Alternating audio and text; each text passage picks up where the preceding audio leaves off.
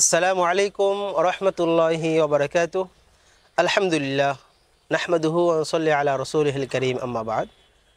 দূরের ও কাছের যারাই আমাদের এই আলোচনা দেখছেন ও শুনছেন তাদের সকলকে আন্তরিক ধন্যবাদ ও মোবারকবাদ জানাচ্ছি। সম্মানিত দিনী ভাই ও বোনেরা,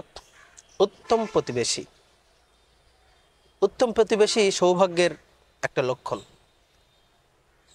এই জন্য রাসূলুল্লাহ সাল্লাল্লাহু আলাইহি ওয়াসাল্লাম বলেছেন, ওই ব্যক্তি সৌভাগ্যবান যার তিনটা জিনিস রয়েছে।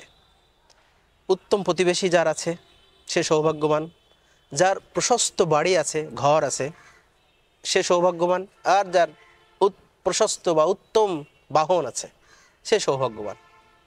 এই জন্য প্রতিবেশীর কাছে শুনলে মানুষের পরিচয় জানা যায় সে মানুষ ভালো নাকি মন্দ। প্রতিবেশীর গুরুত্ব অনেক বেশি। ইসলামে প্রতিবেশীর মর্যাদা অনেক বেশি, অনেক সুন্দরভাবে প্রকাশ পেয়েছে। ইসলাম এমন একটি দিন, এমন একটি পরিপূর্ণ জীবন বিধান যেখানে প্রতিবেশীর হক পরিপূর্ণরূপে আদায় করার নির্দেশনা প্রদান করা হয়েছে।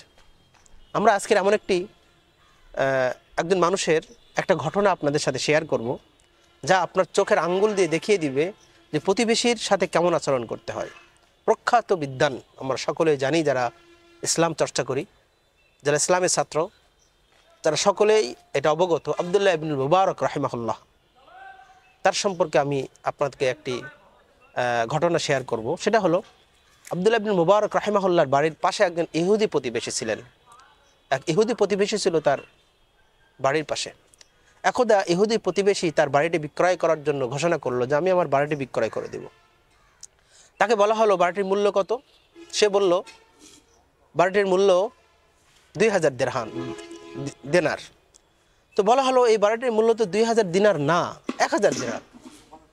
তখন তিনি বললেন যে, তিনি বললেন, ওই বাড়ির মালিক অর্থাৎ ইহুদি ব্যক্তি বললেন যে বাড়ির মূল্য 1000, এটা সত্য, কিন্তু আমার প্রতিবেশী রয়েছে আব্দুল্লাহ ইবনে মুবারক, তার জন্য 1000 দিনার।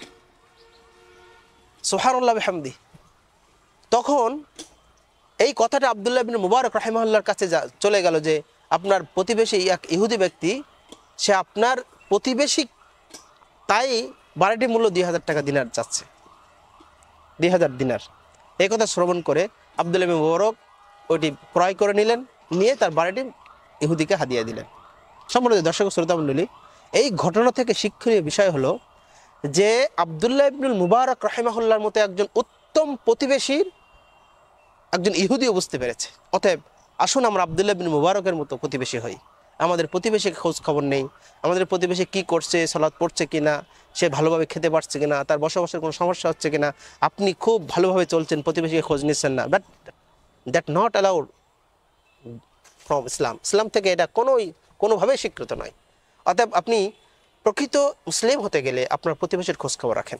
আল্লাহ রাব্বুল আলামিন আমাদের সকলকে আব্দুল্লাহ ইবনুল মুবারক রাহিমাহুল্লাহর মতো উত্তম প্রতিবেশী হওয়ার তৌফিক দান করুন, যাতে করে আপনার অবর্তমানে আপনার প্রতিবেশী আপনার গুণগান গায়, আপনার অবর্তমানে আপনার প্রতিবেশী আপনাকে ভালোবাসে, আপনার অনুপস্থিতিতে আপনার প্রতিবেশী আপনার জিনিসের দেখভাল করে এবং নিরাপত্তার ব্যবস্থা করে, হেফাজত করে। আল্লাহ রাব্বুল আলামিন আমাদের সকলকে আব্দুল্লাহ ইবনে মুবারক রাহিমাহুল্লাহর মতো উত্তম প্রতিবেশী হওয়ার তৌফিক দান করুন।